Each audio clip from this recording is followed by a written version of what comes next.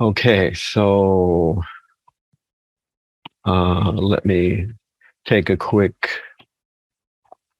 inventory here of all of our attendants.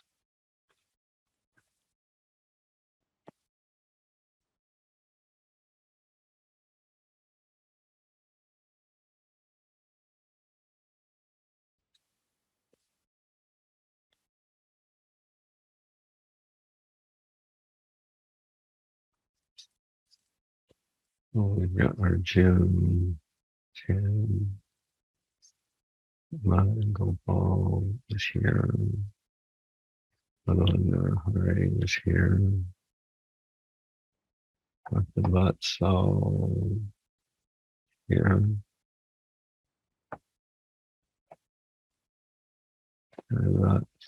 Jairati's here, yeah. I can see half of her face. Yeah, Arun is here. Pushpanjali is here. And Gokuleshwar is here. Okay. I'm glad nobody came to the temple thinking that I was going to be doing something there. I tried to make sure that that wasn't going to happen. All right. So what I wanted to do, I thought about this for a while, and I want to see if the devotees really are ready to take this test. In one sense, I apologize to those of you who may be a little further ahead in the game and are quite ready to move all right into the test. But I'm hoping to try to keep everybody on board with this whole program here. And those of you who are a little further along, please, I can't force anybody to do anything, nor would I even dream of doing so. But, if we can have those people who are a little more ahead in understanding Krishna consciousness and the Shastras, if we could have them to help the others who are just kind of beginning the road, that would really help a lot.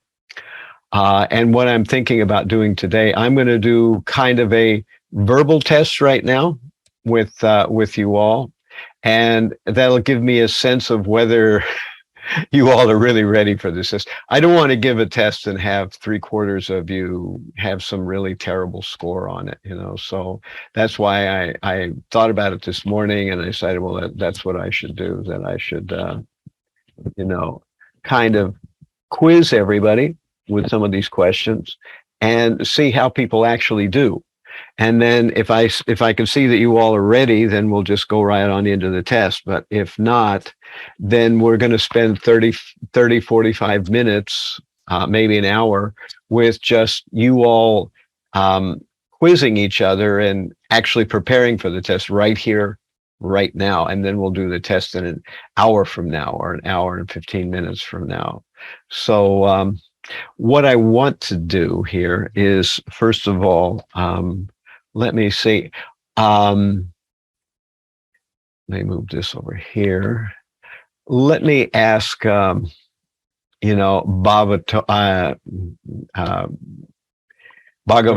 Hari. Yeah. Can you tell me one analogy from the Bhagavad Gita in first 3 chapters? You're not looking at your books, right? All right. So yes, right now, close your books, close any apps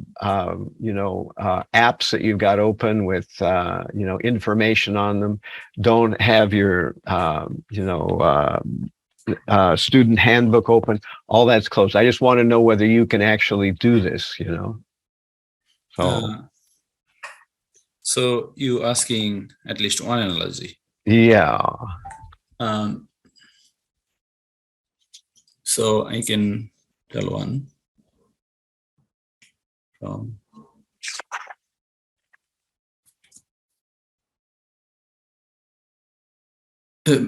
Maharaj, at least first you're not going to give me the question, like what is the topics I should talk? Topics? Like one analogy, like about 15, 20 analogies, at least one topic. Well, right. All I'm saying is that if we were going to have the test right now, one of the questions would be, please list an analogy, or I might have more than one analogy that you have to list. So please list one. I want to see if you can do it. That's what I want to find out right now. Yeah, so I can give one analogy is like our garments. So about if we think about our body, not about the soul. So we are thinking about the garments. So if it is anybody's thinking in the water, and he is, we try to save his garments instead of him. So there is no point to save him. So this is one of the analogy in I think chapter 2 and 22nd, I think. Yeah, Okay, 22nd. that's good. So That's what I'm looking for. You don't have to necessarily say where it's from or all that kind of good stuff. If you can, it's good. This is the one analogy. Okay. We can think about taking care of clothes instead of the body. Same like instead of soul, we're taking care of our body. It's not meaningless. Right. Okay. So, Arjun, can you tell me an analogy? A different one than our. So I can tell you one right now. So I would say a surgical operation is not meant to kill the patient, but is meant to cure the patient. And similarly, fighting on the order of Krishna is benefit for all, and and will not incur sinful reactions. Okay. Okay, good. Let me ask Pushpanjali, can you give me an analogy? I cannot. I'm so sorry. I cannot. I'm so sorry. I'm being very honest. I have not been able to go over the analogies. I'm not trying to find an excuse, but there's just been no time for me to even look at it. I'm so sorry. Okay. I know if I did, I would be giving an answer. I would be. Okay. Okay. So let's now I'm going to ask everybody some questions to see how ready people are for this test.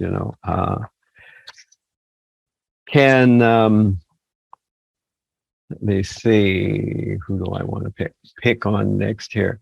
Gokul Eshwari, can you tell me the 5 reasons why Arjuna did not want to fight? The compassion, Maharaj. Compassion. Then the enjoyment. Sinful reaction. Dynasty destruction and indecision. Okay, good. So, Yarun, can you tell me the 6 qualifications of Bhagavan, the Supreme Personality of Godhead? Yes, beauty, intelligence, fame, knowledge, strength, renunciation. Well, you said intelligence and knowledge; those are the same things. Renunciation. You may have to write them down. So wealth. Okay. I think that's all. Okay, good. So you all see how this test is going to work. We're going to be having questions like this.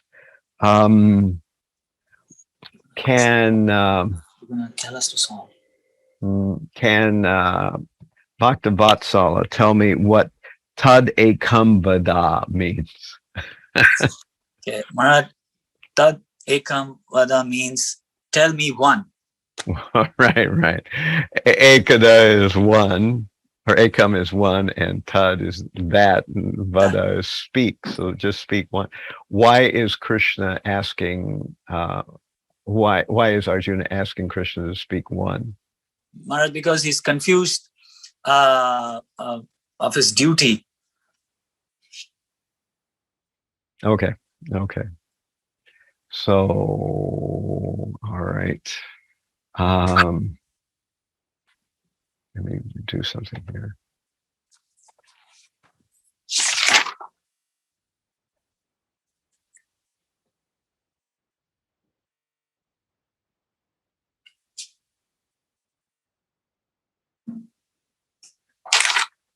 Okay, so now I need someone to tell me the 6 kinds of aggressors that are can yes, we want to have Jairati tell us that 6 kinds of aggressors. The poison giver. No, Maharaj, what was the question? The fall down, right? No, 6 kinds of aggressors that can be. Aggressors. Okay. The poison giver, one who sets fire, one who takes riches, one who kidnaps wife, one who steals, takes property, and one who attacks with a deadly weapon.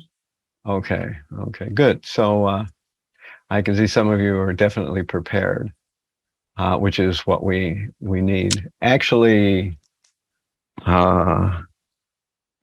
let's see. Now let's ask.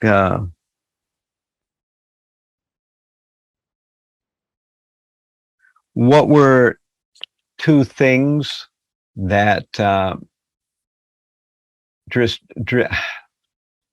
Dhritarashtra was afraid of? I'm going to ask Bhagavan Narahari to tell me. Oh, one is like if his sons like do the negotiation. Mm-hmm. Another one is Krishna is in his sides. Krishna is like Pandava's sides. If you could say 2 things, I can say more. Like Kurukshetra, one is the Dharmakshetra. So it's a place which is confused him. My son is going to be win or not because they are not dharmic. Right. Okay, good. Yeah. That's good. Let me. I'm going to check something here.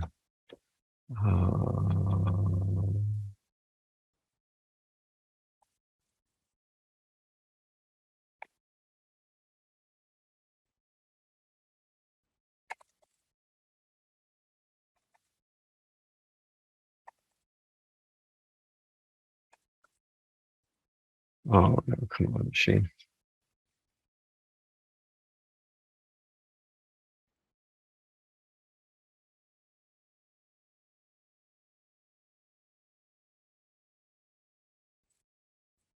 Can let's see, do we have today?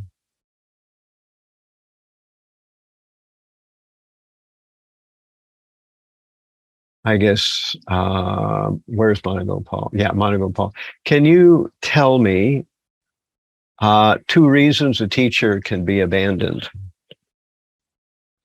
2 reasons a teacher can be abandoned, or if the teacher is untruthful, and then if you find the teacher engaging in activities that they shouldn't be, and by untruthful, like not speaking from the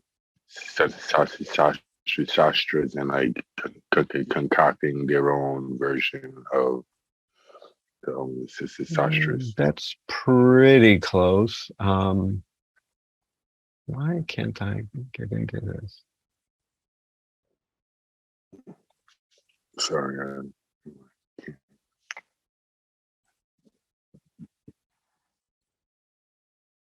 Always something weird going on that I don't expect.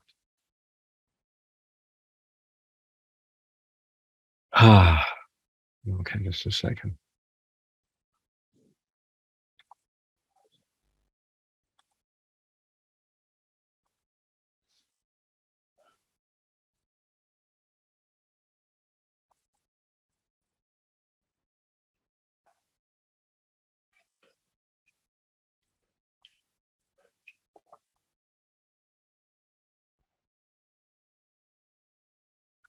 Actually, more technically, the teacher can be abandoned, as it mentions, that because he's performed some abominable act or he's lost his sense of discrimination. So that's what actually is said. That's, let's see, which question is that? Maharaj, this is... Right. It's actually slide number 31 in your slide, if you count. But Yeah, slide. Are there only two? Yeah, basically.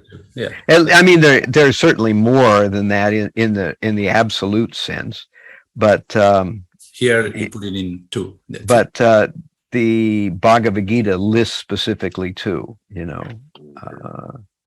If we were doing true and false, like I'm always a very big stickler about these things, but when we're not doing true and false, I'm not such a big stickler on these things, because in the real world, close is pretty good. I'm just trying to figure out which question on the. Oh well. Yeah. Maharaj, what Prabhuji said, one is like if you don't follow the Shastra, then it's not there. But it is one of these also, right? Yeah, right. But it's Maharaj, actually it's question number 15. 15. Yeah, right. So it's question 15, right? So it's then explained in 2.5. Let me pull that up.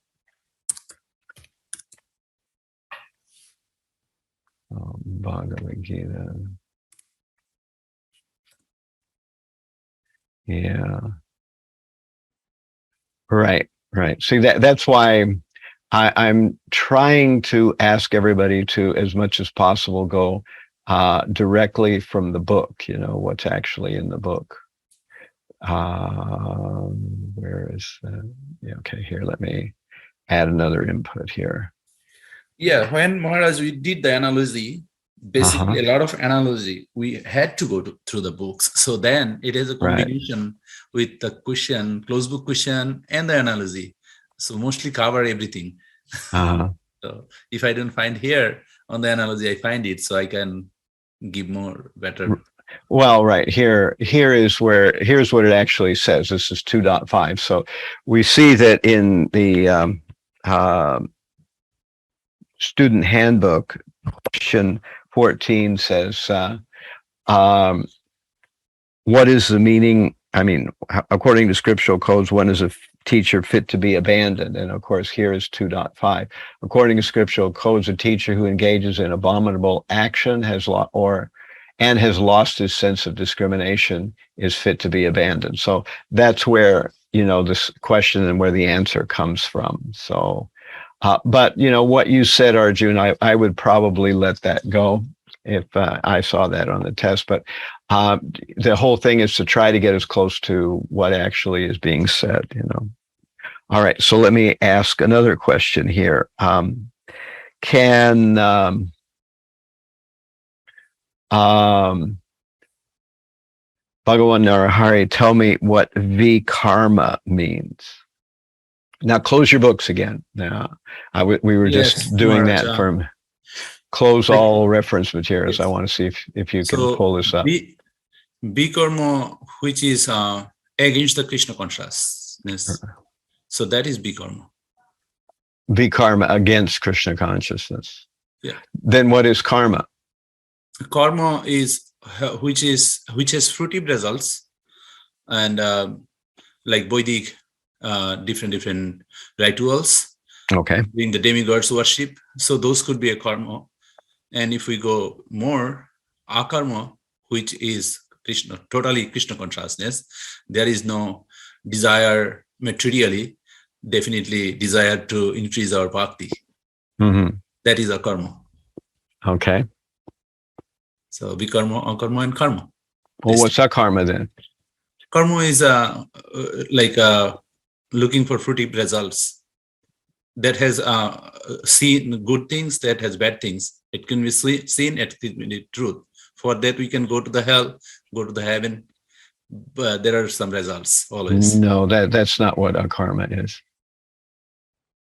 Karma has binding. Karma is Binding. karma is sinful reaction. So karma is actually Both of these, Maharaj, I no, guess. no.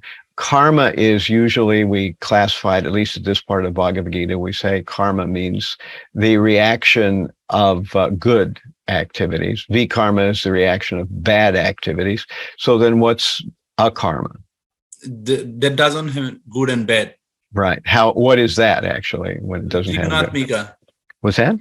Trigunat, like beyond the beyond these fruitive results, because if it goes to the good karma and bad karma, those has fruitive results, right? So if it is beyond the fruitive results, which is we practice the bhakti yoga. Okay, so that's what I'm trying to get at. So akarma is bhakti yoga. That means no good karma, no bad karma. It's beyond karma. Beyond that's what karma. akarma Yes, is. Okay. So let me see if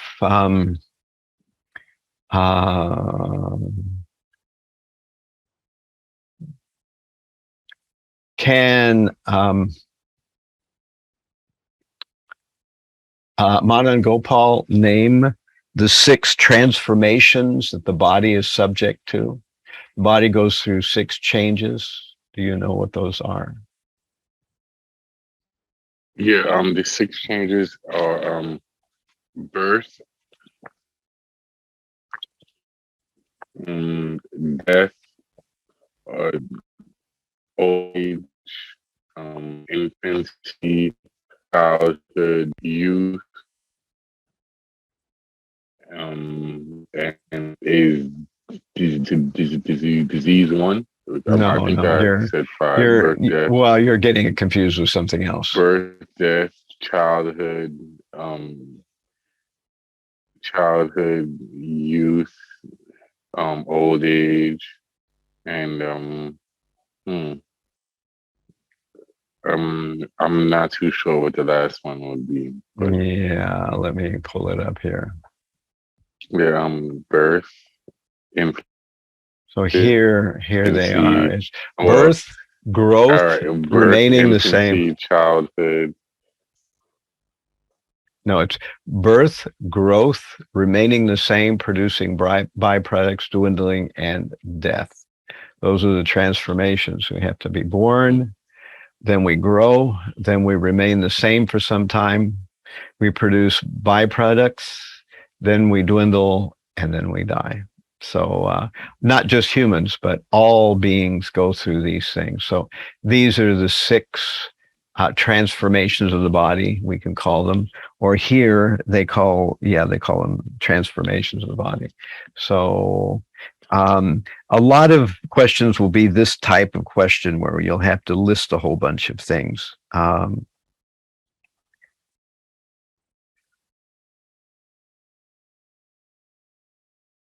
What do the Vedas mostly deal with?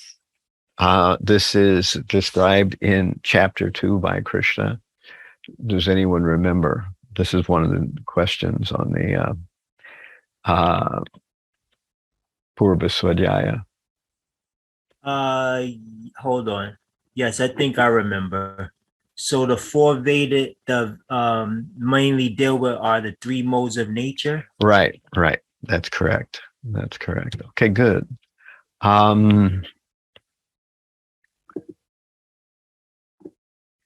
So what does mityachara mean? Let me ask if Pushpanjali, do you know any of these questions, or this is all just completely blank to you?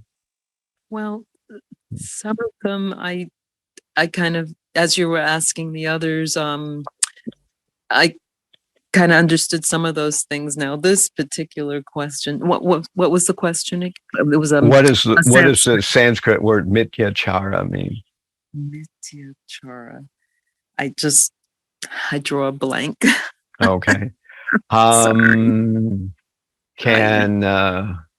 Arun tell me what mityachara means?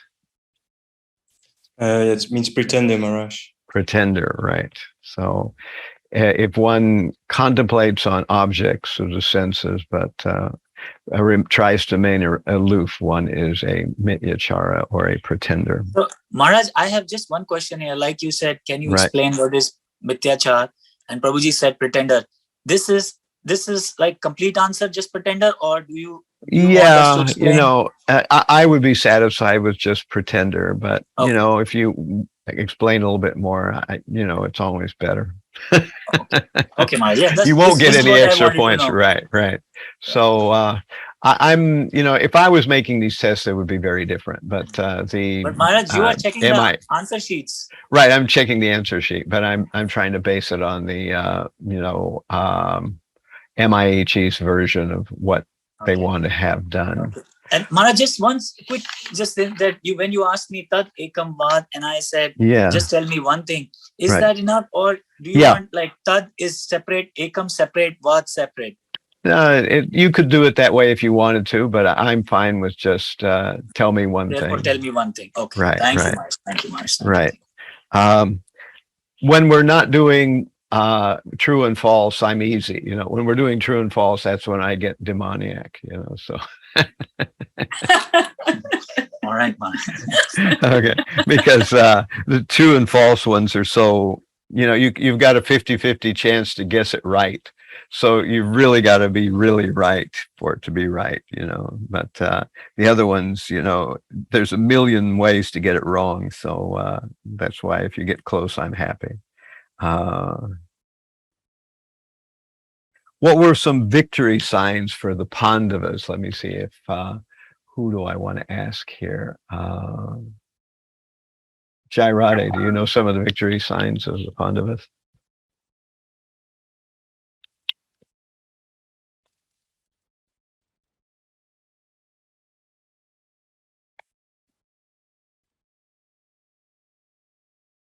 You have to unmute.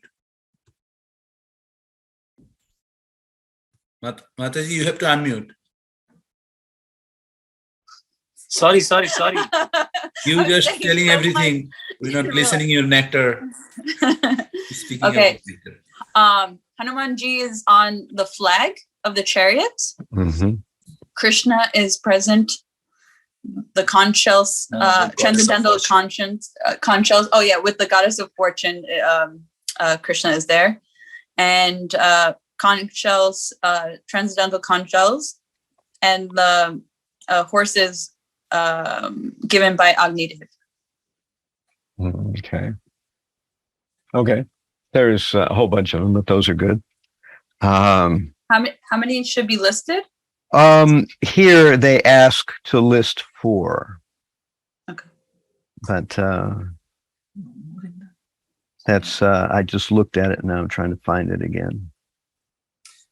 4 signs of victory for the Pandavas. 7. It's there are 6, 7 over there. Yeah. Blowing the conch shells. Right. Victory of Pandavas, not only the flag. Krishna also in their sides. They're in Lakshmi. Kurukshetra, which is a sacred place. Goddess of fortune. Right.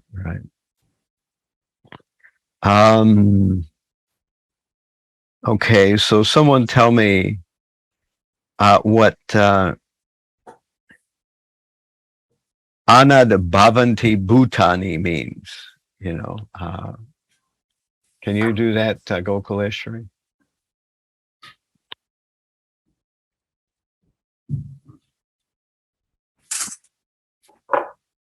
That means, Maharaj, the all living entities subsist of food and grains. Right. This is where you've got an unfair advantage if you're Bengali. Because the Sanskrit words are very close to Bengali words. So you already know the meaning of many of these things. From that, we could be a little bit... but it's a little different, right? The Sanskrit and Bengali are not exactly the same. We can make it up a little bit sometimes because listening. Right. It's not possible from our Jian Prabhu, maybe. Okay. So actually, I'm satisfied that most of you are pretty much ready for this, except for Pushpanjali. What I'm thinking to do is, if this is all right, could you, Gokul Eshvari, work with Pushpanjali for about 30 minutes, 40 minutes, something like that? The rest of you can go ahead and take the test, and then, but Gokuleshwari and Pushpanjali can take the test in 40 minutes, which means that they'll miss our, some of the stuff that we're talking about, but you can look at it on the video because I'll have it recorded. But that way, I don't want to see, Pushpanjali just bomb out on the test, but it looks like most of the rest of you are ready, which is what I was worried about. So that I'm happy. I know you're ready too, Gokuleshwari, but maybe you would, are you happy with that, or you don't like that idea? Yes, yes, I'm ready. I can help, no problem. Maharaj, Hare Krishna, and Dandavat pranams to everyone. Thank you for that. But I think I'm not one to give up or anything. I just need to be able to give some mental attention to this, to everything, and then I would feel better prepared. I'm not prepared. That's what I'm saying. That you and Gokuleshwari would not take the test right now. You'll take the test in 40 minutes. I understand. So you and Gokuleshwari she can help you to go over some of these questions and try to remember the answers. And then in 40 minutes, both you and Gokuleshwari can take the test. I'll put you in a breakout group so that you'll be in a different video group than the rest of everyone else who's taking the test, And then in 40 minutes, you can take the test, and Gokuleshwari can take the test, and then you can join us when you finish taking the test. Okay. I don't want to take away, from Gokulesh, because I know she has a work schedule, and, being able to listen again, though this is being recorded, I just, on my part, I don't want to take away from that. No, it's okay. Maharaj, I would like to know, I will take the test in the breakout room or separate? What's that? I will take the test in breakout room or separately. Well, when 40 minutes is up, then I will close your breakout group, and you can turn off or you can turn the volume down when we're talking. The breakout group will disappear, but the test is going to be on Google Drive, just like we've been doing it. So okay, no problem. Yeah. So the test won't be on Zoom. It'll be on Google Drive. So both you and Pushpanjali can take the test then in 40 minutes. Right now I have that it's about 10:50. So in 45 minutes, that would be 11:30, Okay, no problem, Maharaj. You can put in the break. Okay, so I'll let you and Pushpanjali be on one breakout group. No and problem. Then at 11:30, you can I'll close the breakout group, and then you can both take the test at that point. I'm going to put the link to the test on both the chat here on Zoom, and I'll put it on WhatsApp, whichever's easier for any of you. And then once you get ready to take the test, then you just click on that and you're away and you take the test. And then everybody can join back up at 11:30. At 11:30, everybody will join back in. There's going to be nothing going on the main Zoom till 11:30. And then everyone can join back on, and you all can at that point take the test. They're all finished with the test at that point, but at that point you'll be taking it. Maharaj, if I get a clarification, please. All right. We're starting now the test, right? Yeah. And Everyone except for Gokuleshwari and Pushpanjali are starting the test now. And you send already test? No, I have not, but I will in a minute. Okay. And then we are finished what time? 11:45. 11:30. Sorry, 11:30. Yeah. Okay, Maharaj. So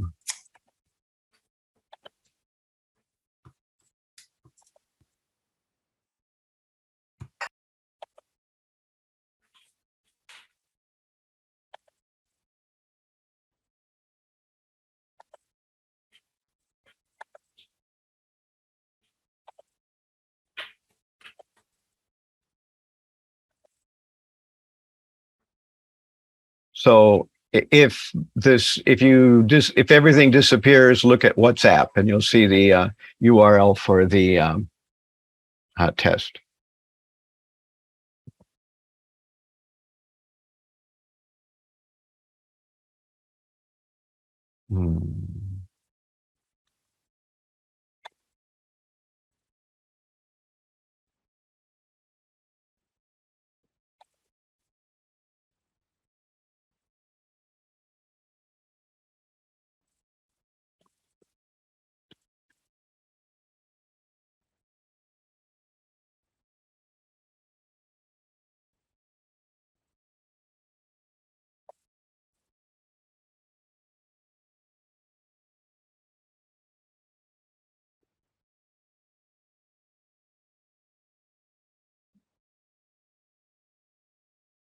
Can you all still hear me? At least people in the room too, or does everybody still hear me?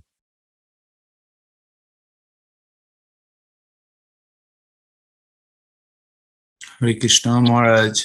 Hare Krishna. We're back. Okay, thank you. Thank you, Maharaj. I'm back. Okay, you're back. Yes, okay, so Kula, thank you. Thank you. So Gokuleshwari and Pushpanjali, you can actually take the test now. Do you see the URL for the test? It's both in the chat on this Zoom, and it's also on WhatsApp. Maharaj, can you put in the chat again, please? Okay, I'll put it in the chat again. Thank you. No, wrong thing.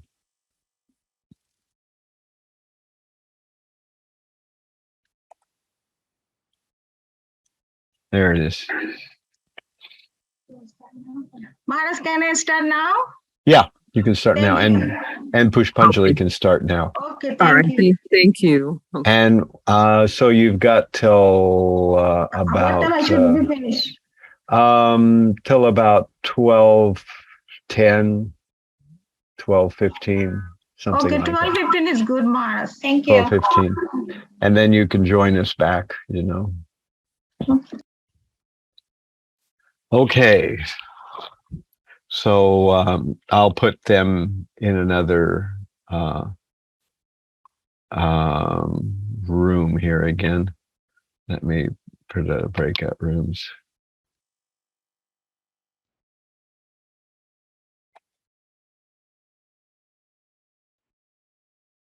Okay, now, yes, now. But also, I think we got Pushpanjali Mataji and Gokuleshwari Mataji in the same chat. Now we got it, okay. Now we can see Maharaj. But it might be disturbance for them if we talk. But Maharaj, we cannot hear you. Now you can hear me, all right? Yes. I was muted. If Pushpanjali and Gokuleshwari want, they can just mute their headphones, or because we go into a breakout, then it locks people out. Or they can drop off, Maharaj. It could be works. Yeah, they could drop off if they wanted to. Make sure they are drop off as they're taking tests. So well, we're not going to be talking about the test. We'll talk about something else about. But sounds might interrupt them, so right. Let them drop. Well, if they can hear me, they can drop off. I'm not forcing them to stay on. But evidently they can't hear me. So, Gokuleshwari Mataji, are you hear us? I think she can't. Pushpanjali dropped off. Gokulashi Mataji, are you hear us? She probably got her mic muted or earphones off or something like that. So we'll not worry about it. If she needs to, she can drop off. That's something anybody can do at any time. Yeah. Okay, so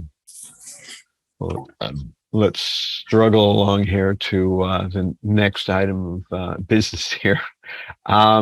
We want to take a look at chapter 4. Chapter 4 has got a lot of interesting things in it, and we'll kind of take a look at it here and look at some of our questions and all that kind of good stuff. But what I want to do here is you all can open your books, your Bhakti Sastri handbooks, and on page 9 we'll see what we see as the major questions for chapter 4, and then we'll kind of run through them and talk about them. I won't be able to grade your papers until a couple of days from now. We'll see how quickly I can get around to it, but it should be pretty soon, and then you can see how you all graded out on the tests. But the chapter that we're discussing right now is chapter 4, and it's called Transcendental Knowledge. Maybe all of you have realized, maybe you haven't realized, that chapter 3 is called Karma Yoga. And also chapter 5 is called Karma Yoga, Action in Krishna Consciousness. Both are called Karma Yoga. So in one sense, chapter 4 is kind of like an insert. It's like chapter 3 and 5 are one huge chapter, and chapter 4 is kind of a little, like the conversation took a little sidestep at chapter 4. And the reason it took a sidestep was because Krishna, Arjuna asked about knowledge. We have the idea that Krishna is talking about karma yoga, action in Krishna consciousness, and then we find out about detached work. So how do you do detached work? You do it through knowledge. So now Krishna then spends some time talking about knowledge, and then he goes back into talking about detached work. So as we see, Arjuna will have almost the same question at the beginning of chapter 3 that he has at the beginning of chapter 5. But during chapter 4, we're hearing about knowledge. And the first thing that we find out in this chapter about knowledge is that Krishna tells that he first spoke this to the sun god. So for the first 10 verses or so, transcendental knowledge about Krishna, then Krishna as the goal of all paths and the creator of the Varnashram system. Karma Yoga again at 16 to 24, sacrifice leads to transcendental knowledge, and summary of transcendental knowledge. So we will hear a lot about Karma Yoga, about yajna or sacrifices, and we're going to hear about transcendental knowledge. We'll also hear about Varnashram Dharma in this chapter. So these are some of the items that'll be here. I broke down this in a slightly different way. We hear about disciplic succession, and we hear about reincarnation, avatars, then how jnana can be bhakti, and then how yajna can be bhakti, and finally a summary of transcendental knowledge. So that last section is pretty mysterious. So we won't go over that today, but we will later on. The first thing I wanted to point out is we spoke about this last session, that sometimes words are used in somewhat of a different way, that they mean one thing at one time, and then in another situation, they mean something a little bit different. So in this case, we are asking about the word jnana. And I mentioned this already before, but I want to mention it again, that jnana can mean two completely, well, not completely different things, but two very different things to a certain extent. It can mean knowledge about devotional service, which is bhakti jnana, or it can mean the path of mental speculation to understand the mysteries of life, which is regular jnana. We find out that people who want to, figure out what's going on in the material world, such people, they try to read mystic literature. They try various kinds of meditational techniques. Sometimes they join groups. They read unusual books. And this is all the path that we call jnana, the path of trying to understand the Supreme by mental speculation. Now that we don't want. We don't want that kind of jnana. But the other kind of jnana, which is knowledge about Krishna, that kind of jnana we want. So whenever we're using the word jnana, you have to stop and ask yourself, which of these two versions of jnana are we talking about at this moment? Because they're not really the same thing. One we want and the other we don't want. So we want knowledge about Krishna. The Bhagavad Gita is full of bhakti jnana. We are learning knowledge, but that knowledge is about Krishna. So it's called bhakti jnana. However, if we're actually talking about regular jnana, then we're doing something different. We don't want that. We already know that the mystery of life has to do with the Supreme Lord. We don't need to figure it out. We already know what it is. So various mental speculators, they try to find through mental speculation the nature of the mysterious universe, where it came from, what it's doing, what we should do in it. But such paths always lead nowhere. They lead round and round and round. But bhakti jnana leads to understanding how to perform bhakti yoga properly. Does anyone have a question about that before we move on? Maharaj, are you recording? Because two other candidates is not there. Oh, really? I thought, I guess it must have stopped my recording. Yeah, maybe. So first of all, maybe this. Now it's. Sorry. It was going. So we just made a hole in it. Okay. So any questions about the two kinds of jnana? I have a question. Can you just repeat the definition of the second kind? And my other question is, would you be sending over the slides for the lecture? Because I kind of usually have the slides. The new slide, Maharaj.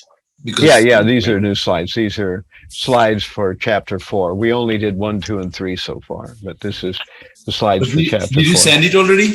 No, I did not. Okay, that's it. Okay. So if you look here, jnana, the first one is knowledge about devotional service. That's jnana means knowledge. In both cases, it means knowledge, but what does it mean knowledge of? In the first case, the good case of jnana means knowledge about devotional service, knowledge about Krishna. The bad case of jnana is knowledge about mysterious aspects of the universe and how things work.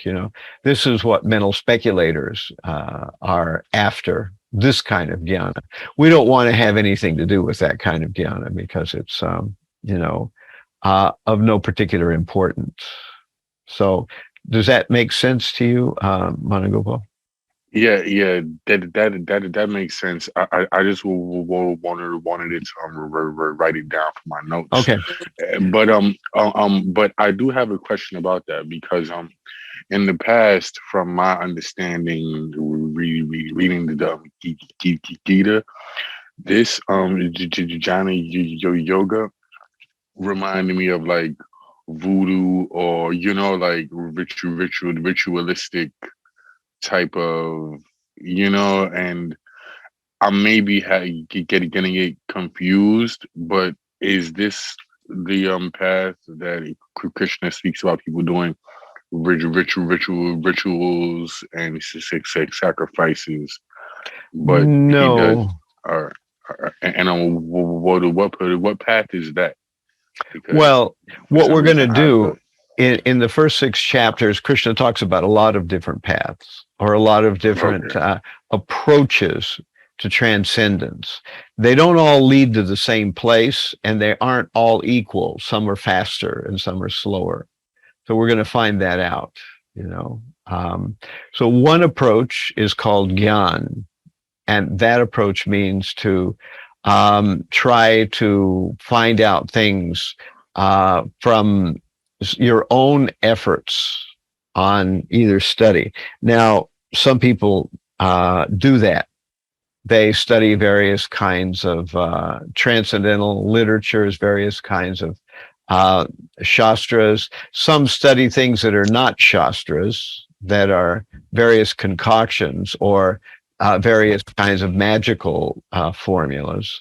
And of course, so there's a wide assortment of people who do that. And as you say, things like voodoo and various kinds of, mystery realizations and mental states that are unusual are all under that bracket of Gyan. And that's why for a devotee, he has no interest in Gyan. But the one thing that Gyan does is that people who are in the path of Gyan have realized that material sense gratification is worthless. And so they're looking for something else. That's why they're on the path of Gyan, But we know there's a higher path than Gyan, and that path is not yoga. Yoga is higher than Gyan, but that's not the path that we want. We want the path of bhakti, which is the path where we already know where we're going, how we're going to get there, and why we want to go there. The Jnani doesn't know where he's going. He isn't sure how he's going to get there. And so therefore it's a more guesswork, fumbling in the dark kind of a process. We don't have to fumble in the dark because we already know where we're going and how we're going to get there. We're going to get there through the process of bhakti. We just have to learn what bhakti is and how to do it. That's all right. From that concept, so we can say we actually also acquire the Gyan too, but we do the bhakti Gyan. Right. We do definitely, because when we go preaching, people ask the question, if I do not have signs of the bhakti, I can't explain them.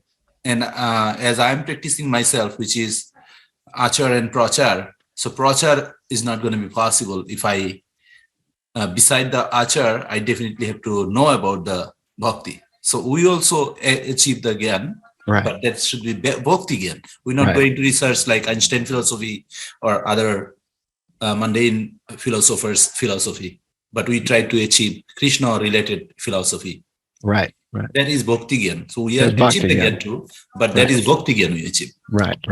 So that's all I'm making the point as, because sometimes devotees don't realize that they're two different concepts. They're not the same thing, Sometimes the scriptures say bhakti has to be free from every drop of karma and Gyan. So if it's got to be free from every drop of karma and Gyan, why are we reading Bhagavad Gita? The fact is that Bhagavad Gita is Bhakti Gyan, not mundane mystery Gyan, So when we say that the devotional process has to be freed from Gyan, it means not free from Bhakti Gyan, it means free from mundane mystery Gyan. That's what it has to be free from. Okay, so unless there's any other big questions, we're going to move on here to the next item, which is I would like to talk about this idea of when the Bhagavad Gita was spoken. So it mentions that in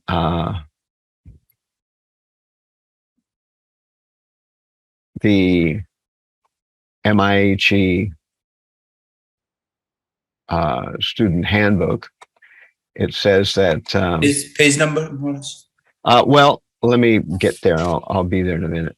Okay. I'm going there by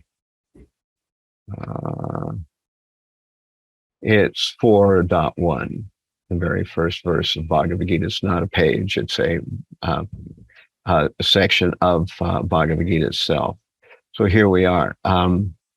I first instructed this imperishable science of yoga to the sun god Vivishwan, and Vivishwan instructed to Manu, the father of mankind, and Manu in turn instructed it to Ikshvaku. So we're hearing that Bhagavad Gita was first told to the sun god Vivishwan, and then Vivishwan told it to Manu, and Manu instructed it to Ikshvaku. Now, if we look in the purport, we find that Prabhupada does a time evaluation, and here it is. At the present moment, we have just passed through 5,000 years of Kali Yuga, which lasts for 432,000 years. Before this, there was Dwapar Yuga, 800,000 years, and before that, Treta Yuga, 1,200,000 years. Thus, some 2,005,000 years ago, Manu spoke the Bhagavad Gita to his disciple and son, Maharaj Ikshvaku, the king of this planet Earth. The age of the current Manu is calculated to last some 350,300,000 years, of which 120,400,000 have passed. Accepting that before the birth of Manu, the Gita was spoken by the Lord to his disciple, the sun god Vivishwan, a rough estimate is that the Bhagavad Gita was spoken at least 120,400,000 years ago. And in human society has been extant for 2 million years. So it was spoken 120,400,000 years ago, but not on earth. It was spoken in the sun with the sun god and his, followers and disciples. But it was eventually passed down through Manu to human, kind. So humans became aware of it. However, as it will explain in this chapter, that the succession was broken. So Manu spoke it to Ikshvaku, et cetera, on down it comes. But somewhere along the line, the succession was broken. And therefore, Krishna is speaking Bhagavad Gita again to Arjuna 5,000 years ago, not 120,400,000 years ago, but only 5,000 years ago, Krishna speaking it again, but this time to Arjuna, not the sun god, not Manu, not any of these other people. So it's going directly to Arjuna. And what do we mean by speaking Bhagavad Gita? These are the ideas that Krishna is presenting. The Bhagavad Gita is a similar thing. Excuse me. With the is a similar thing with the Srimad Bhagavatam, that actually with Srimad Bhagavatam we have the sages at Naimisharanya, and they're listening to Sutta Goswami. And then we have Maharaj Pariksit, and he's listening to Sukadev Goswami, and so on and so forth. So the Bhagavatam also is spoken at different times. But again, it's not like it was spoken identically word for word. It was spoken with these ideas in more or less the same themes. And so it was spoken like the Bhagavad Gita 120,400,000 years ago. And now it's spoken again 5,000 years ago by Krishna to Arjuna. So this is what we mean by the Bhagavad Gita being eternal. And it was spoken by Krishna to the sun god, and now it's being respoken. Of course, it was spoken from Manu to various other kings, et cetera, but as we'll find out later in this chapter of Bhagavad Gita, the disciplic succession was broken, so Krishna had to speak it again. Any questions about that?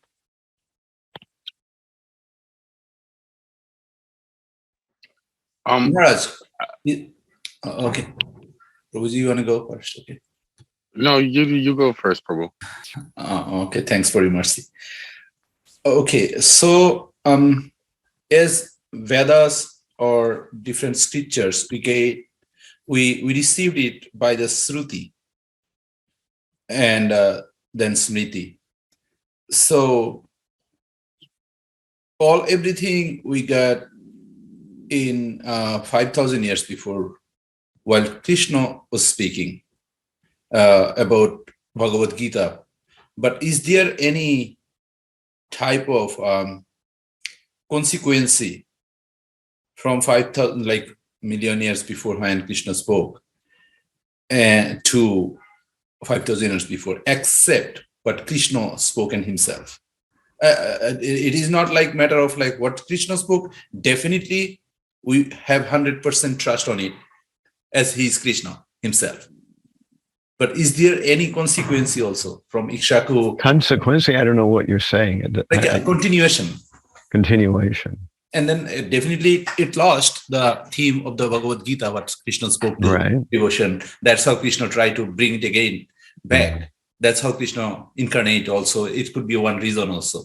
Right. Well, we find that out in chapter 4, that, Parachanaya sadhunam vinashaya chaduskritam dharma samstapanartaya sambhavama yuge yuge.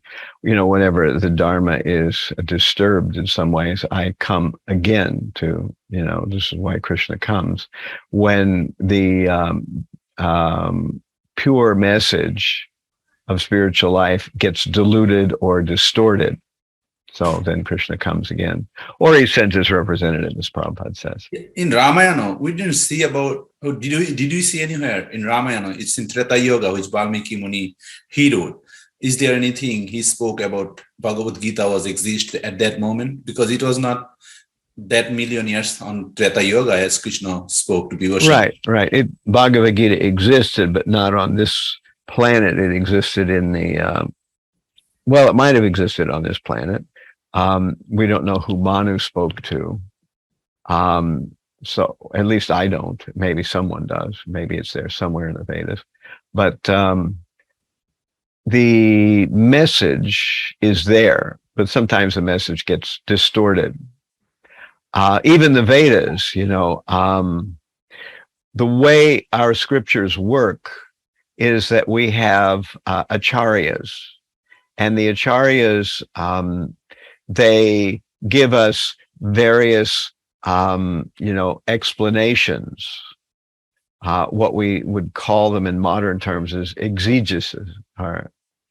So exegesis, that's the word I'm searching for, exegesis. So the acharyas, they write various commentaries or purports to the Vedic scriptures themselves. That's what Prabhupada did with Bhagavad Gita. That's what Prabhupada did with the Srimad Bhagavatam.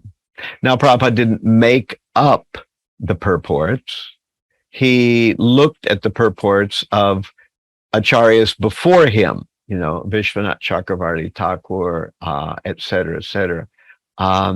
So Sridhar Swami, et cetera. So Prabhupada looked at other people's previous acharyas' explanations of verses, and then he took their explanations and synthesized them and put them in English for us. So what is trustable is this disciplic succession that the Vedas are coming down, and the Acharyas give the same explanation. We can follow the same explanation from one millennium to another, or even from one century to another, or whatever, you know. So that's what we can trust. Especially Bhagavatam and Bhagavad Gita, those have to be very, very carefully understood, because that's where the focus of our philosophy is. Not so much in Rig, Sama, Atharva, Yajur, Veda. Those are just all mostly explanations of various kinds of pious activities and worship of the demigods. So those are not particularly very important. We don't care about them so much. So the various other Vedas are not so important. Even most of the other, like Mahabharata, etc. We're not so interested in that either. What we're interested in is Bhagavad Gita, and we're interested in Srimad Bhagavatam, because the Bhagavatam is the Amala Puran. It is the Purana which only talks about bhakti. And so Bhagavad Gita is like the Bhagavatam, because Krishna only speaks about bhakti in Bhagavad Gita. He explains these other processes in the first 6 chapters, and then he says, okay, Arjuna, I don't want you messing around with that other stuff. I suggest you become a bhakti yogi. So that's what Arjuna does. And then Krishna talks about bhakti. So you said we should not, or we are not interested too much about Mahabharatam and the Ramayana. We have to be careful with both the Mahabharata and the Ramayana, because there are many versions of them. And if we're reading Mahabharata and Ramayana in the context of our acharyas, then we're all right, you know. But sometimes, because both in the Mahabharata, and I think to some extent in the Ramayana too, there are sections which glorify the other processes. They glorify jnana, they glorify karma, they glorify the yoga systems, whereas Bhagavad Gita and Srimad Bhagavatam do not even slightly glorify these other systems. They both get right to bhakti yoga, and so on and so forth. So when you read Ramayana or you read Mahabharata, you will notice that there are, some glorifications of, sages or kings who have to go through all this trouble so they can have a progeny, a son, and having a good family is very, very important, and all these kind of things. You won't find this in Bhagavad Gita.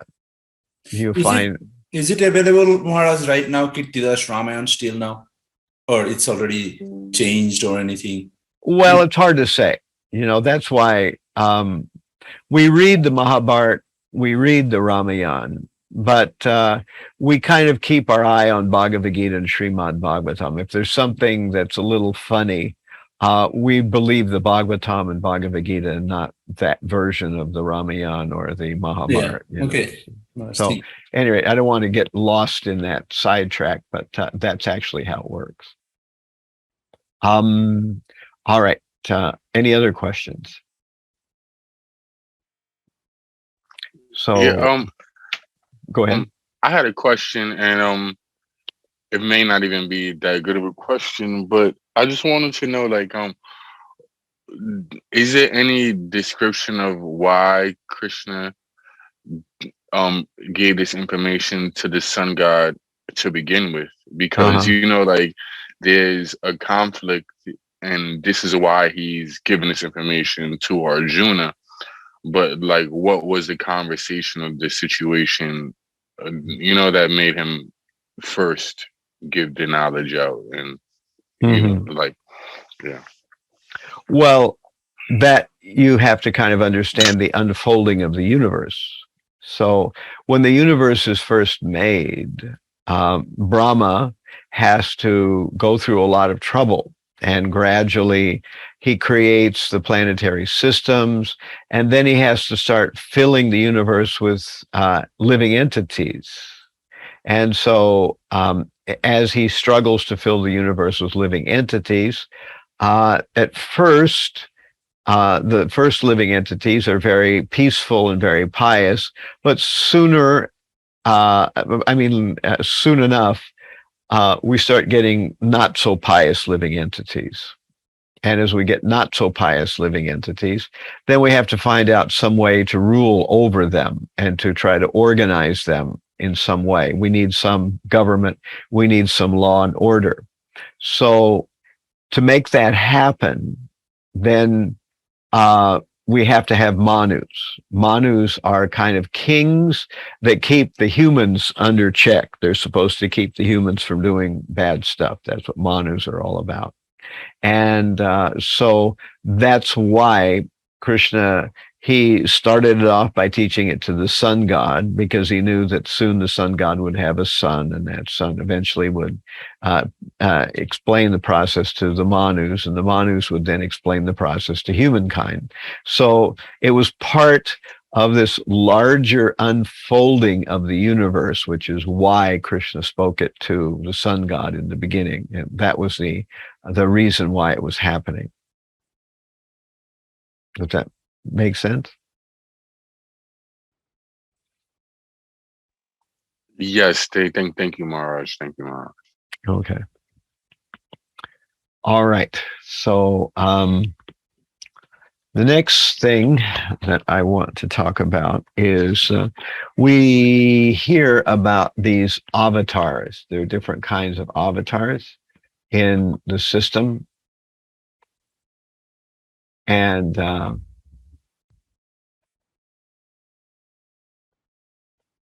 there are 6 specific kinds of avatars. There is what we call, my eyes are doing something here.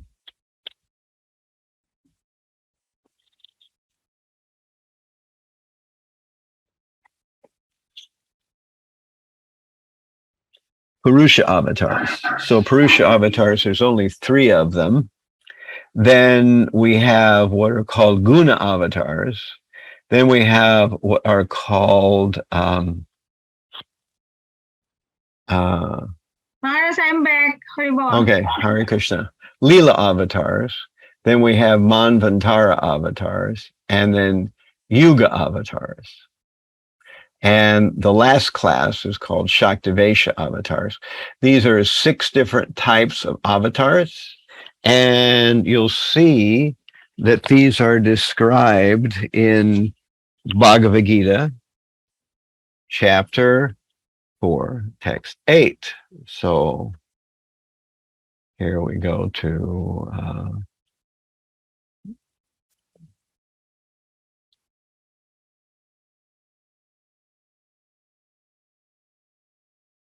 so here there are various kinds of avatars. So in 4.8, they're also described, but I have done this chart for you all here. So Purusha avatars are the, Karna Dakshaya Vishnu, Garbha Vishnu, and what's his name? Kshirodakshaya Vishnu. So they are the Karna Dakshaya Vishnu, the Vishnu that all the universes come out of. There is Garbhodakshaya Vishnu, the Vishnu that the planets of each individual universe come out of. And finally, Kshirodakshaya Vishnu, who sleeps in the milk ocean in Svetadweep in each material universe, and from whom expands the super soul. So there's only 3 Purusha avatars as categories. I mean, there's millions of Garbha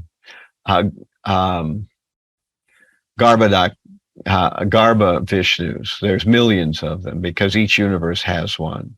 However, there's only one Karna Dakshaya Vishnu, or causal Vishnu. There's only one of those, but there's as many universes. Each one has its own Garbhodakshaya Vishnu, And then each universe has its own Kshirodakshaya Vishnu, who expands into everybody's heart as super soul. So these are three classifications. And so these are three types of Purusha avatars. Purusha means man or human. So these Purusha avatars are the ones from whom the entire material universe is generated. Then we have what are called Guna avatars. Those are the three that are in charge of the material element. I mean, the material modes of nature. Brahma is in charge of the mode of passion, Vishnu in charge of the mode of goodness, and Shiva in charge of the mode of ignorance. So there's only three of them. Then there are Leela avatars. Leela avatars are the avatars that perform various Leelas, like, Lord Caitanya, Krishna himself is a Leela avatar.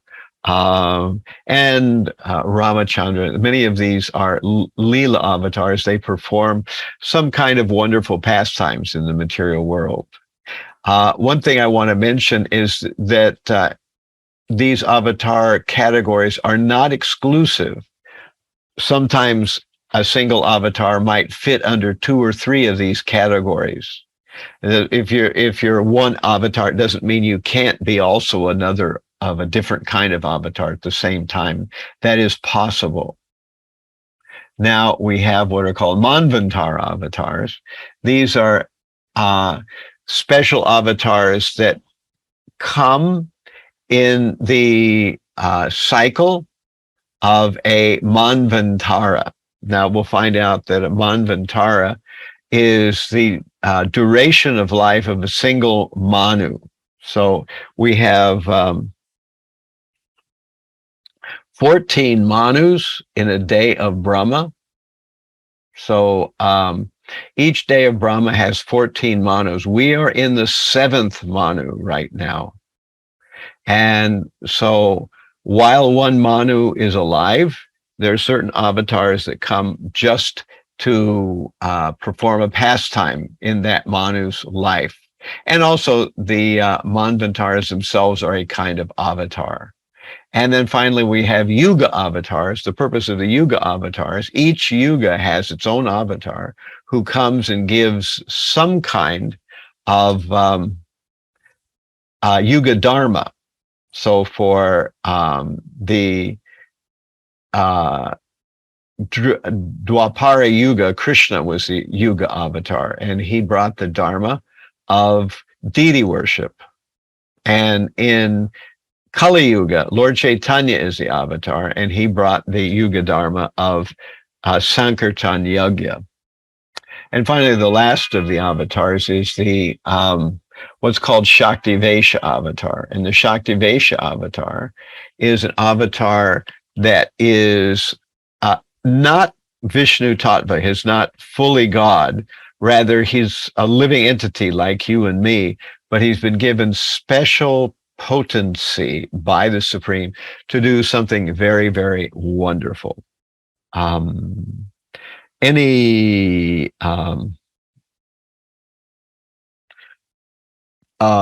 questions about that? So Prabhuji, sorry, Hare Krishna. Maharaj, I have question was like, is Prabhupada, we can say something special, if it is any offense, forgive me, any of this avatar, because Prabhupada did really, really special work in the world. Yeah. Usually we think of Prabhupada as a Shaktivesha avatar. Other examples of Shaktivesha avatars are Buddha and Jesus and other such types of avatars who were not Vishnu Tattva, but were able to do amazing things. Parshuram. What's that? Parshuram. Parasuram is a Shaktivesha? I think so. And I think also, what's his name? Now I've lost the thread. There's another avatar I was thinking of that's also a Shaktivesha avatar. Maharaj Vyasdev ji. Kapil Muni, Kapil Dev. I think Kapila Muni is Kapila Dev is actually a full-fledged expansion, but Prithu that was who I was thinking of. Prithu is a Shaktavesh avatar. As you said, Vyasadeva is an avatar. Also, Muhammad is considered a Shaktavesh avatar. Yeah, that was my question next. we consider, but in our scriptures consider Muhammad is Shaktavesh avatar, right? Mm-hmm. Right. Okay. All right. So now in 410, we hear about the process of becoming purified in devotional service. And it has 9 stages. This is listed in the, I believe, Nectar of Devotion. And it's also listed in Bhagavad Gita. Shraddha is the first stage. Sadhu Sangha is association with pure devotees. Shraddha, of course, means firm faith. Sadhu Sangha means association with devotees. Bhajana Kriya means performing devotional service under the guidance of a spiritual master. Anartha Nivriti means getting rid of unwanted habits and unwanted desires. Nishta is steadiness. Ruchi is taste. Atta Shakti is attachment. Bhava is emotion or preliminary love of God. And prema is the highest level of love of God. So these, again, are listed in 4.10. I have them here as a slide. And as I said, these come from, I think, the Nectar of Devotion or Nectar of Instruction, or one of those two. I think Nectar of Devotion. So these are gradual stages of progress that when a person is engaged in devotional life, then gradually they make more and more progress until they become able to reach the 9th level, which is prema, or love, full love of Godhead. So each stage is a little bit higher than the previous stage. Any questions about any of these?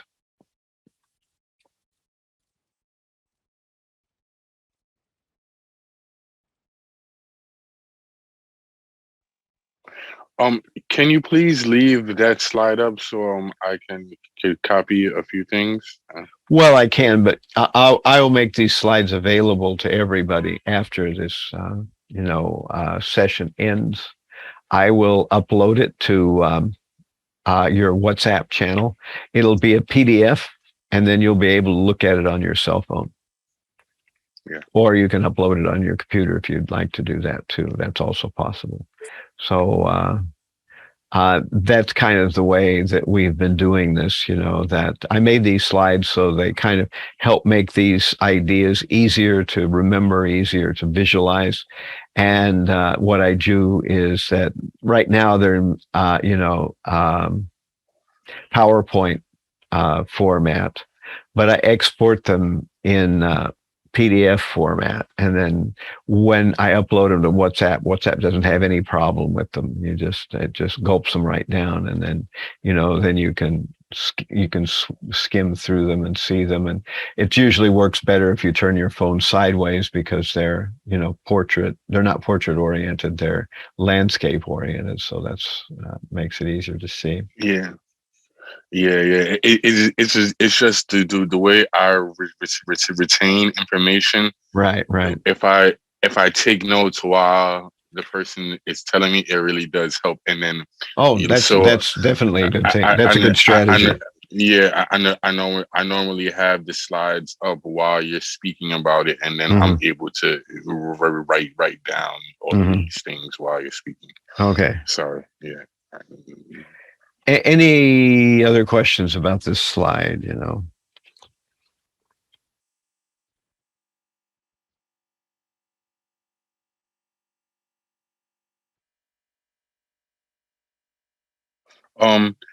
I have a question. Does this have to happen in chronological order. I know that these are the stages, but like, can someone just have a taste for bhakti without going through the first 5 stages? And unlike the yoga ladder, this is pretty much chronological, that each stage requires kind of going beyond the previous stage. It's if somebody, goes through them fast, that's one thing, but I don't think anybody ever skips any of these stages. You just kind of gradually move from one to the other. And as we see, Shraddha is the most basic stage, where you just have faith in Krishna consciousness. You don't know much of anything yet, and you don't have good sadhana yet, and you aren't, a lover of God yet. All those things are not there yet, but at least you've got faith, and that brings you into associating with devotees. And now when you associate with devotees, you start to learn things, you start to get trained up, you start to develop good habits, and eventually you decide that, like everybody else around you, you want to get initiated, so you get initiated. That's bhajana kriya. And now you're actually following sadhana, and you're committed to certain vows, et cetera, et cetera. So you see how each stage kind of builds on the previous stage. So it is pretty much a kind of ladder of success as you climb up. Of course, in this way that I've listed them, it goes from the lowest at the top to the highest at the bottom, when it should be the other way around. But at any rate, you guys have the idea that prema is the highest stage and Shraddha is the lowest stage, not the other way around. Okay. All right. So the next thing I wanted to talk about is the modes of nature. Now, in your Bhakti Sastri handbook, you'll see that they ask about the Sanskrit word pashandi, which is listed in Bhagavad Gita 4. What's the page number? What? In the book, our book. For what? The list of the. Oh, the questions that I'm looking at page 29. 29, yeah. That's where all these, I'm going over the questions that the MIHE people found important. And so they wanted to talk about Pashandi, which is in 412. So I'll go there quickly here, and we'll look at it. Then we'll move on to the other.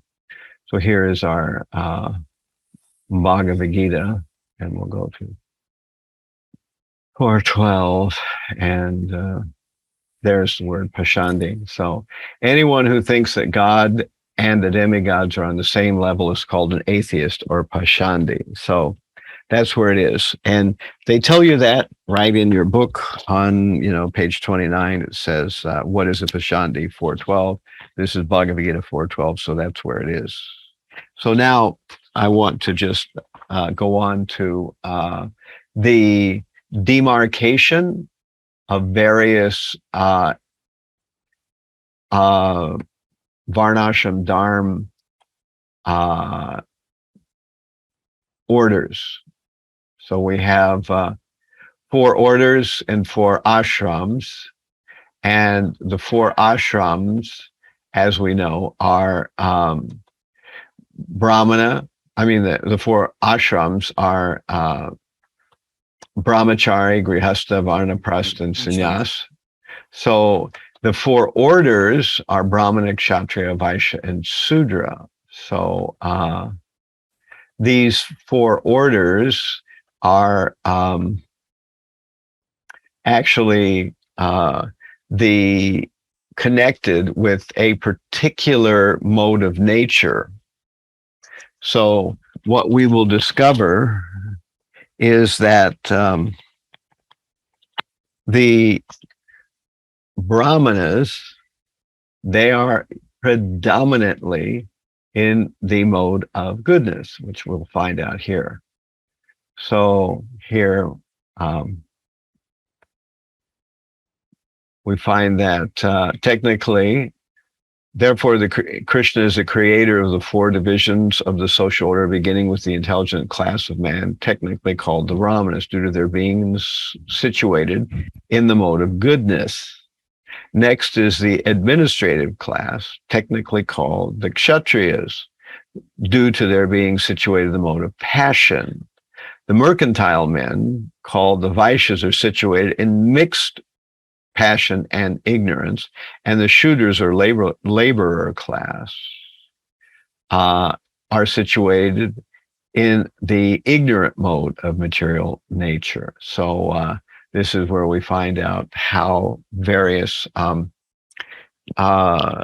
individuals of the individual categories of the Varnashram system, how they are situated in various kinds of mode of nature. So it's not hard to figure out that we are talking about the mode of nature,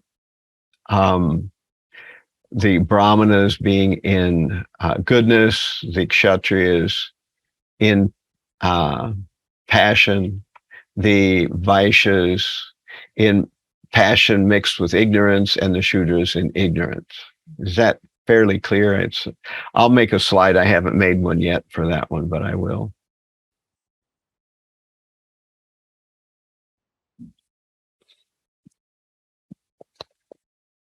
Let me know if anybody has any questions about that.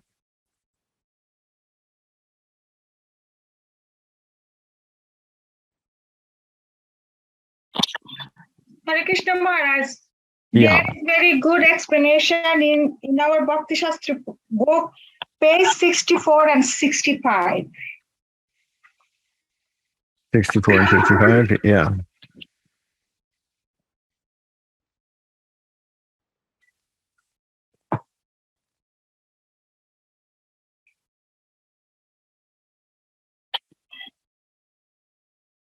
Yeah, that's mostly getting in toward the end of the Bhagavad Gita. That's kind of 16th chapter and 17th chapter, but there are some similarities there. It talks about it.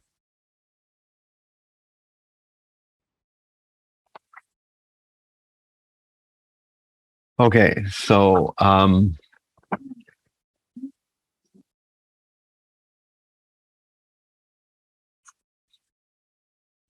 what I was thinking now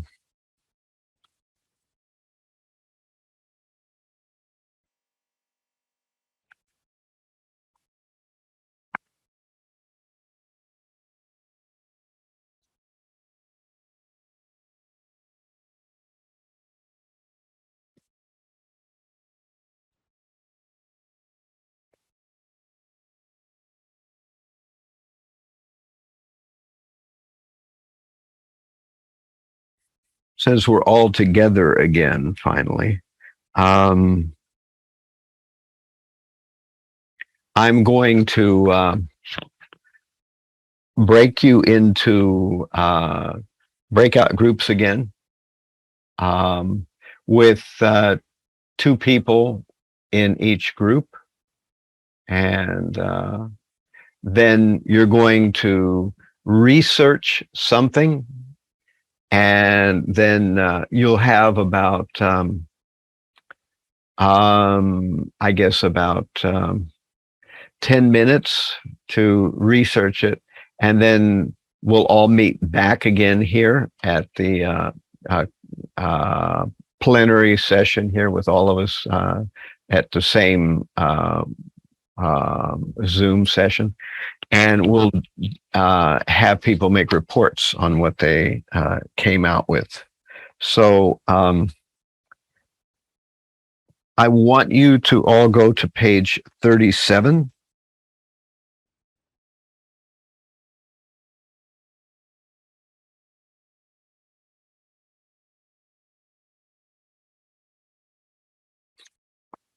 Yes, Maharaj, we are here. Yeah.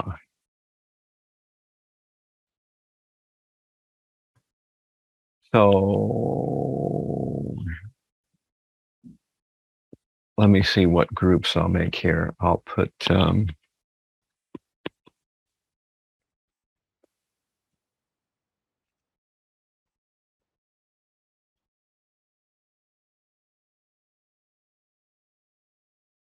Pushpanjali and Jai Radhe on one group. Oh, but you all are sitting in front of the same screen, right? You and your husband, right? That's okay, Maharaj. Yeah, I know, but if you both are on with different groups, how will that work? You need to be able to connect to a different person, unless one of you has a phone or something. I'll try Maharaj, to she can take I'll her try own to mobile. connect. Okay. So I will put you and Pushpanjali together. I'll put Bhaktavatsala and Bhagavan Narahari together, and I'll put let's see, Gokuleshwari and Madan Gopal and Arjuna together. And who else have we got left here? We'll put Yarun. And who else is here that I haven't gotten? I think, Maharaj, Arjuna Prabhu, you put it in the third one with Gokuleshwari Mataji group. What's that? Like, did you put Arjuna Prabhu in any group yet? Yes, I did. Maybe I'll put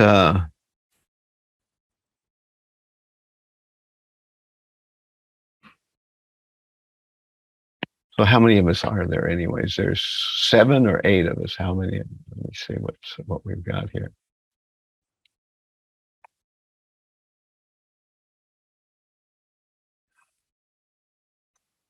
Nine of us. Well, of course, I'm not in a group, so that's 8.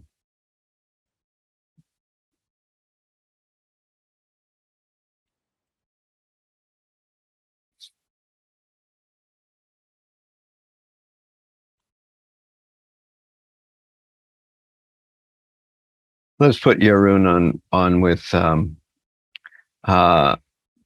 Bhaktavatsal and Bhagavan Narahari. So we've got Pushpanjali and Jai Radhe, Bhaktavatsal and Bhagavan Narahari and Yarun, and we have Gokuleshwari, Madan Gopal, and Arjuna all in one group. So for the first group, I want you to explain the connection between Bhagavad Gita's chapter 3 and 4. That's Pushpanjali and Jai Radhe.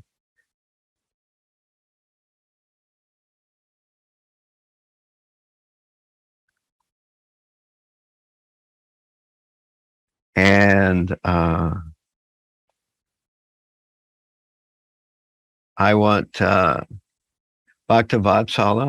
Bhagavan Narahari, to present a summary of Bhagavad Gita. You can see these on 37.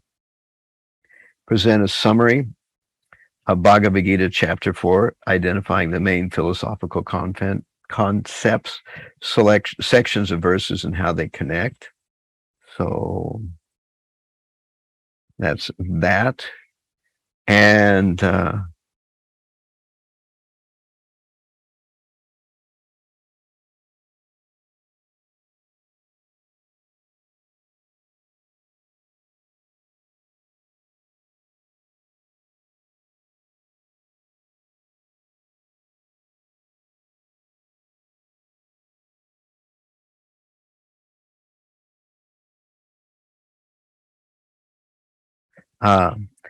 the third group will do all the way down there to explain the reasons for the Lord's appearance in the world. That's Gokuleshvari, Madan Gopal, and Arjuna. So do you see your respective sections there? So the first group, that's Pushpanjali Jairade. That'll be explain the connection between Bhagavad Gita's chapter 3 and 4. The second group is Bhaktavatsal, Bhagavan Narahari, and Yarun, and they will present a summary of Bhagavad Gita chapter 4, identifying main philosophical concepts and sections of verses and how they connect. And the third group is Gokuleshvari, Madan Gopal, and Arjuna, and they will explain the reasons for the Lord's appearance in this world. That's kind of at the bottom of chapter 4, 4:1 to 4:10. So these are all early on. Anyone not a little confused as to what I'm assigning you? You've got about, say, 10, 15 minutes, let's say 15 minutes to get together in your breakout group and discuss it among yourselves.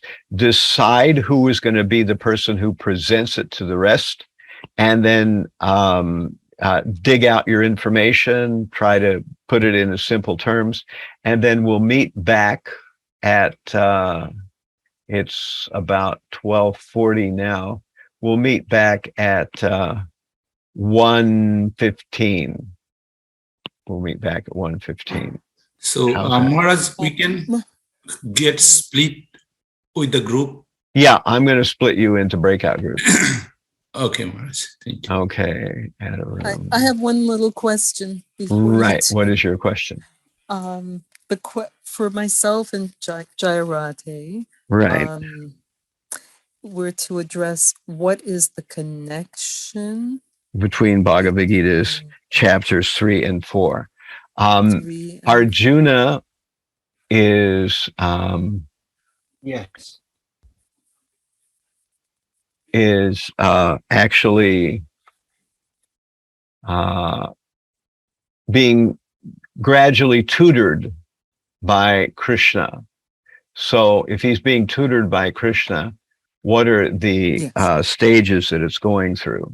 So what happens in 3 that makes us segue into 4? What happens? How does that work? So what happens in 3 that brings us to 4? 4. Yeah. Mm-hmm. Yeah. So for me to put these groups right, Jairade has to already be on, or otherwise I won't see her show up.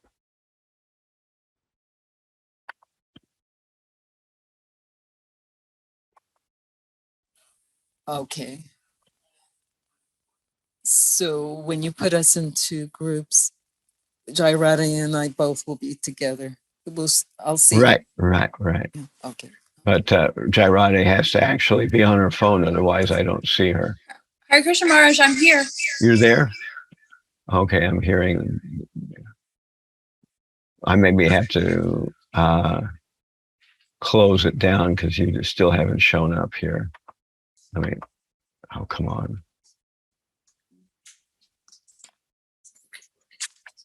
Okay, now let me try again, see if it show up. Huh.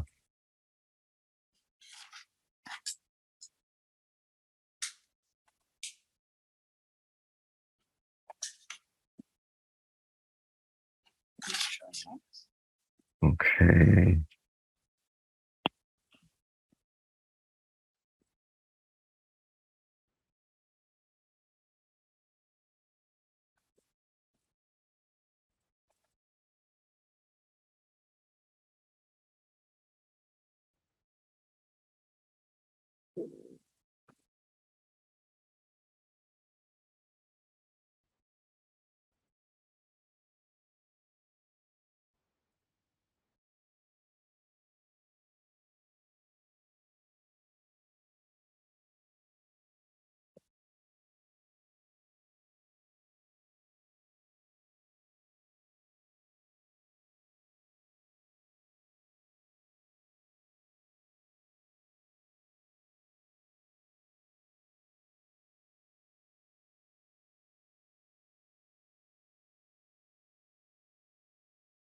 Okay, I think I have everybody where they need to be. So let's let it roll out there.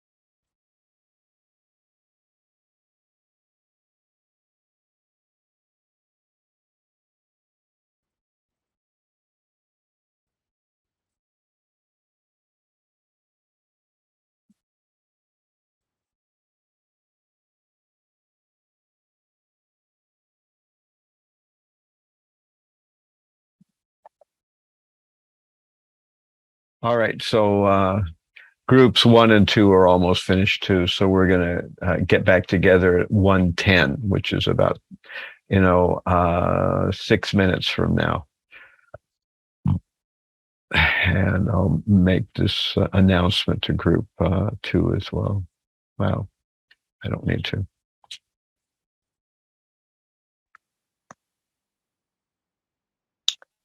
Are we going on to 1:30 now, or Well, something like that, to about 1:30. How long it takes to have each group make its presentation. So each group will have a spokesperson, and they'll make a presentation. And when that's over, we'll be finished for today, and we'll pick up with chapter 4 tomorrow in the evening. Okay. Hare Krishna. Hare Krishna Maharaj, I would like to know how can I submit my essays? How you can do what? Essays, submit my essays. Two essays. Oh, essays. Right. How? What about your essays? How can I submit, by email or? No, as I said, there's 2 possibilities. One of which you can make a Word document and submit it by, email.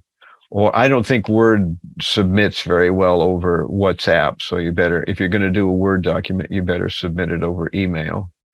Or you can take your Word document, copy it onto a Google Doc. If you just do a control copy and paste it right on a blank Google Doc will just duplicate it, but it'll be a Google Doc now. It won't be a Word document anymore. And give me the URL, and I can see it that way. So either way, you can give me a essay via Word on email, or you can do a Google document and give me the URL. You don't have to mail it to me that way. You just give me the URL. Another question, Maharaj. What about the sloka? We gave to the sloka to the Caritamrta after the finished test. Say that again. What? The sloka verses. Yeah. Caritamrta after the test. No, you can do any time, and you should be doing. You can call her and see what's a good time for her, and you can be speaking the slokas to her. Okay. So Manango Paul has come in. Maharaj, your email is like chandraswami108@hotmail.com. That's correct. Yes. Okay, thank you.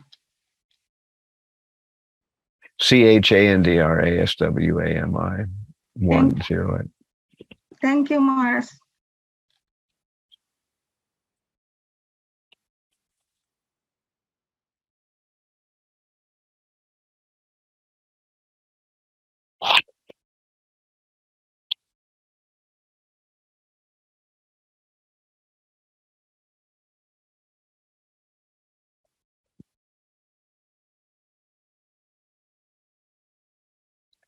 Okay, looks like everybody is back. Hare Krishna. Okay, Hare Krishna. Oh, we've got everybody again. Who was the spokesperson for group 1?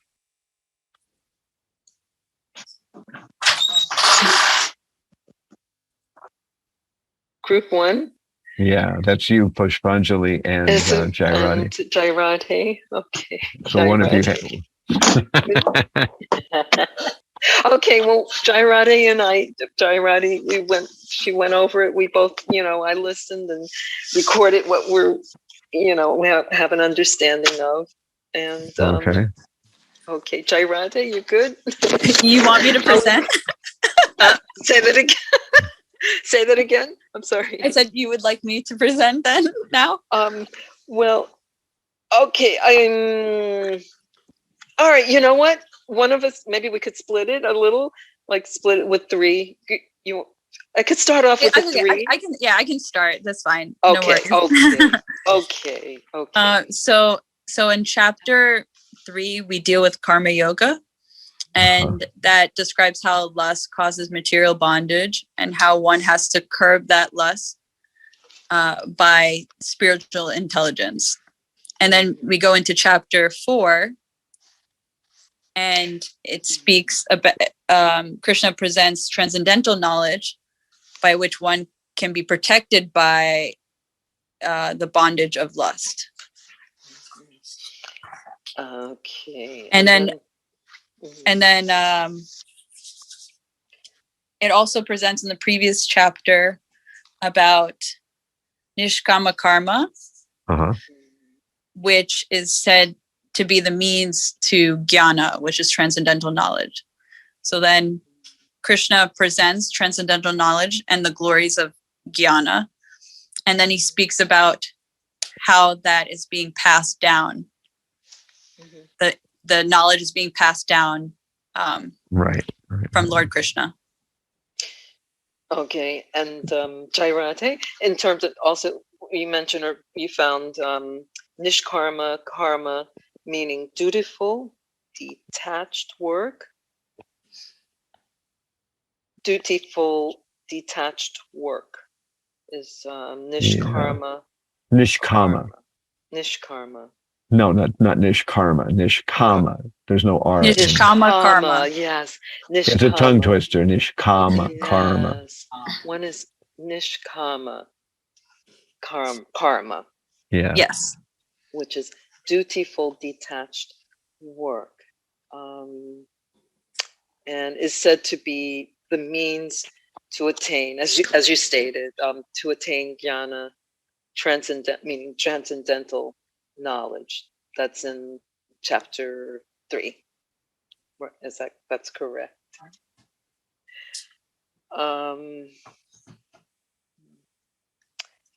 Okay. I think was there something else you asked, Maharaj? Yeah, no, that's what I want. I'm just interested. Where did you find that information? What did you use to look it up? I had some study guides. Yeah, it's in Burijan's book. That's where I got it. But I was wondering where somebody else would get it. So you didn't get it directly from the Bhagavad Gita. You got it from Burijan's book, or you got it? I got it from Gita Subudhini. Oh, I see. Okay, because that's exactly what Burijan says too. So I was just kind of interested that. In chapter 3, we hear about lust and how lust destroys everything, and how you can conquer lust by steady application of intelligence and regulating the senses. And so intelligence implies knowledge. And then in chapter 4, we hear about how you get that knowledge, and you get it through, as we were saying, the disciplic succession. All right, so now we'll roar right on into group 2. So we've got Bhaktavatsala, Bhagavan Narahari, and Yarun. Who is your spokesperson in this group? Maharaj, I think I will explain in details what we discussed, and also Jiyantru, he had one structure, just how he split 4 whole chapter. So if Jiyantru just give the brief. You want me to first give the brief, and then you give and then I'll go the more detailed one? Yeah. Can you turn your image on, or it'll crash your thing or something? For me, I don't know how stable my internet is here. Oh, okay, so then leave it. You're in India again still, Yeah, right? yeah. Just keep the four. Yeah, just keep it the way it is. So we have two sections. He's gonna do some, and then I'll. Okay, good. Yeah, so basically I got mine also from a study guide. What study guide was that? I mean, it's a very detailed one, and I mean, my mind couldn't think of something better. So I'm good at copying some, following the footsteps. Well, that's how I learned most of it too. I did my own study guides until I realized somebody else had done it and probably done a better job. I just went with same for me. Go ahead. I mean, it's called Bhagavad Gita Notes. That's how it's called. Who is that? It's Derek. It's one of the disciples from Radhanath Maharaj. Oh, okay. From Gauranga Priyadas. Oh, okay. Yeah. Anyways, so the summary goes like it builds it up in sections. So you do section 1, which is first to 10th verse, transcendental knowledge about Krishna. And then it goes further in 11 to 15 about applying the transcendental knowledge, and 16 to 24 understanding karma on the platform of Gyan, and 25 to 33 sacrifice lead to transcendental knowledge, and then he gives a conclusion from the 34th to 42nd verse. Right. And then in those sections he gives like a little bit more in detail what it is about. Okay, so then I can start, right? Yeah. Okay, Maharaj. From our discussion, also we did discuss that too, also. But for our detailed discussion, we went like in the beginning. It's talking about Vibhushan. Krishna spoke, and then Parampara, how Bhagavad Gita was coming down and it's diminished one point, and then Krishna tell this to Arjuna because Arjuna is the friend and devotee, so that's why Krishna spoke Bhagavad Gita to him. And next Arjuna also asking how he will know about he spoke to Krishna Vibhushan because it's long time. So then Krishna replied, you are forgetfulness, you forget but I don't. So that things came. And this is also talking about a little bit unborn. We don't born, but again, remember things. And reason of next one is like knowing Krishna, you are not born. So Krishna giving as a soul, we are not born anybody. And then coming benefit, different type of benefit. And the benefit, it was coming demigods worship. So some people doing the demigod worship. And after that, it came Varnashram, different type of 4 ashram we have. And then actually no work bound to Krishna, but it bounds to us. So transcendental nature, Krishna's, and then he was talking about different Mahajan to follow, which is like around chapter 15, verse 15. And after that, he is talking about karma, bikarma, and akarma, around 16. Then symptom of detachment, how we can get detached. So after that, around 20, he is talking about leave the Lordness. You're not supposed to think about Lordness means like how to work without transcendental, with transcendental knowledge. So the way surrender to Krishna, everything. And leave the what? I'm trying to understand what you're saying. So here was 21 is talking about what he found, like so your intelligence and mind you have to control, and you have to you like there are like actually I have a Bengali book also. It says so Bengali Bhagavad Gita too. So it says like leave, like some people try to lord it over. So do not have that type of tendency to lord it over anything. So that's what I'm saying. Leave the Lordness. Sorry, maybe discussion. Yeah, I couldn't figure out what you were talking about. Lordness. Yeah, so that's the leave the Lordness. So don't think you are Lord. Okay. Leave the lording over it. Lording over it. Yes, exactly. And then after the transcendental benefit, again, sacrifice, different type of sacrifice he's talking about. Right. Ahuti. And after that, we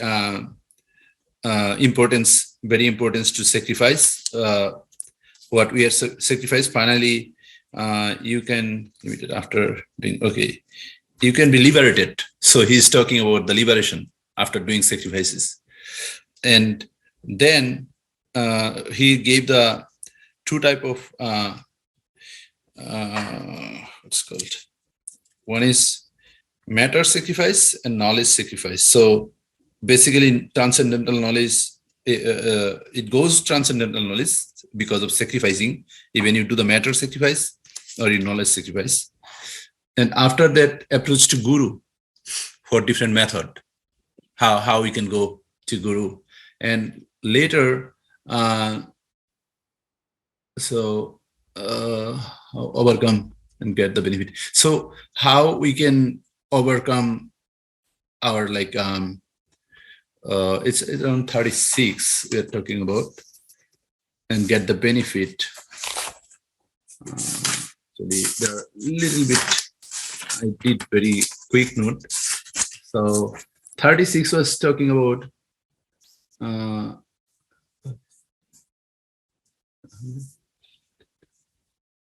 so how you can overcome this griefful world, griefful life, like very sad life, how we can overcome. This is talking about in 36.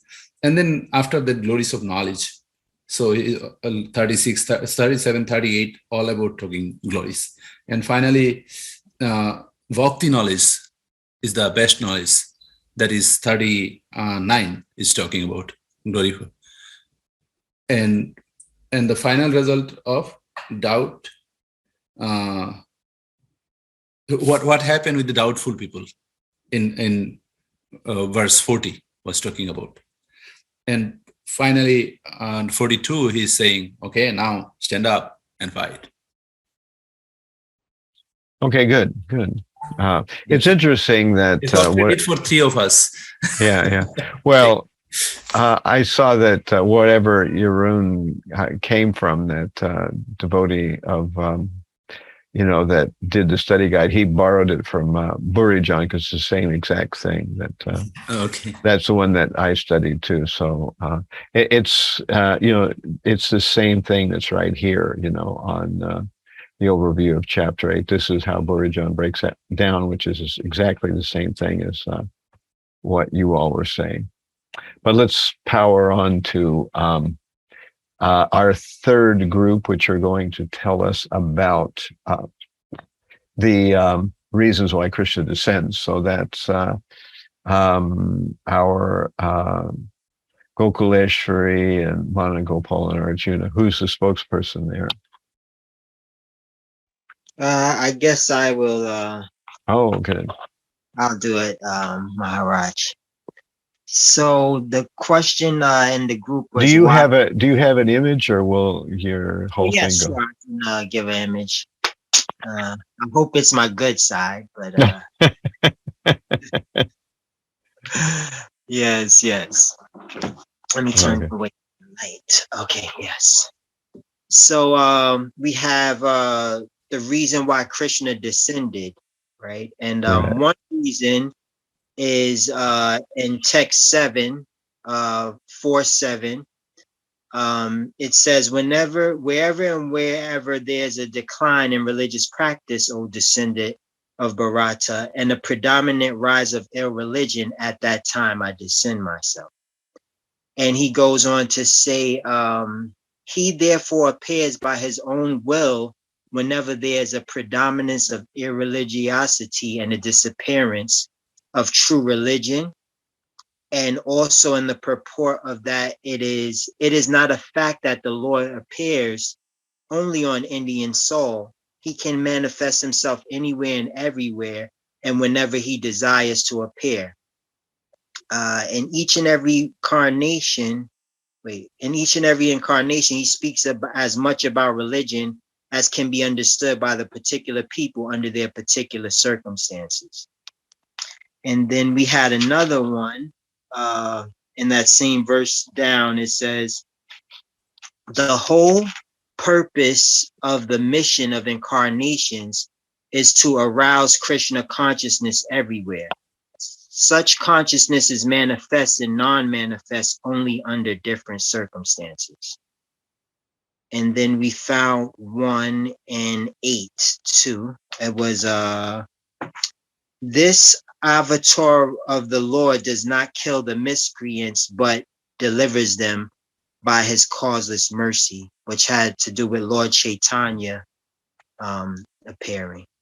And that's what we came up with as a group. Okay, and good.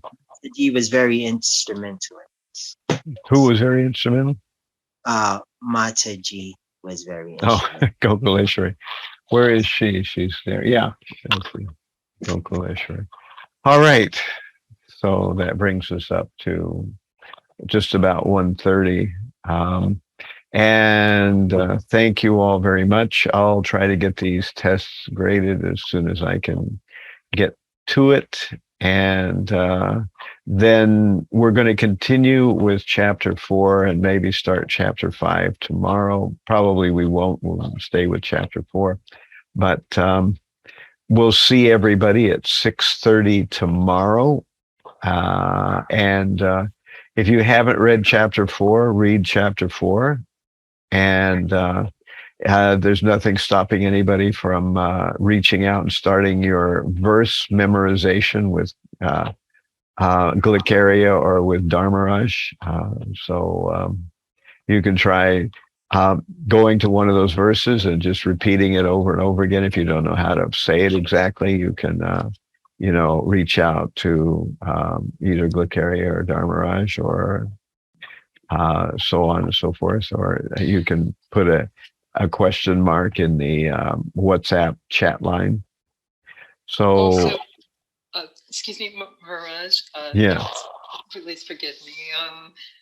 Tomorrow, this is upcoming week. Tomorrow is Diwali, and Tuesday is Govardhan festival. There's 2 things going on within the temple. So tomorrow is Diwali? Yeah. Festival of Lights. They're celebrating tomorrow. Yes, Maharaj. Oh my God! I thought I'd check to be sure that we didn't have a concurrent major festival going on any of these days. Maharaj, although in the calendar it says Tuesday 25th, even in India it's on 25th. That's Tuesday. Tuesday. What is Tuesday? That's Diwali. You're talking about Diwali, Maharaj. Right. But Govardhan Puja is usually what we celebrate. We don't really celebrate Diwali for that, generally speaking. I mean, we celebrate it in the sense that Indian people come. That's kind of how the way we celebrate. What we really celebrate is Govardhan Puja, which will be, I guess, then Tuesday. So, Okay. Is that what you're understanding too, Bhaktivatsal? What we're going to be doing? No, sorry, Maharaj, I didn't get what? Right. It seems to me that generally we have this every year, that Diwali is one day before Govardhan Hill celebration. And at the Brooklyn Temple, what we usually do is we celebrate Govardhan Hill, but there are people on hand doing the, Damodar Astakam for the Diwali people who come in from all kinds of places, because, most Indians are celebrating Diwali. They don't know about Govardhan Hill. So I think that's kind of the way we do it, but I can find out. Yeah. I mean, I don't mind, Maharaj, but I'm just saying that, but I'm not sure, Maharaj, how many people we'll have tomorrow, because most Indians, they are celebrating on 25th. Okay, so they're going to be celebrating on Tuesday also. Yeah. Yeah. Okay, so then we can consider having a regular session tomorrow, right? Just like Maharaj, only thing, I may be late by half an hour, because tomorrow I have an appointment with the podiatrist. So, okay. So maybe at 7 o'clock I'll be back. Okay. Okay. Get with us as soon as you can get back. You know, you're having feet stuff. I'm having tooth stuff. So we're joining 6:30, right? Yeah. Right. Tomorrow. And chapter is 4. Chapter is 4. That's correct. You will probably see a fake test on chapter 4. So, all right. So thank you all very much, and we'll see you tomorrow. We'll see you in the afternoon. Maharaj, we can't cook today. Hare Krishna. I'm coming. Hare Krishna. Vanchakapati Vishta Kripa Sindhu Hare Krishna Maharaj. Hare Krishna. Hare Krishna. Hare Krishna Maharaj. Hare Krishna. Thank you. Hare Krishna.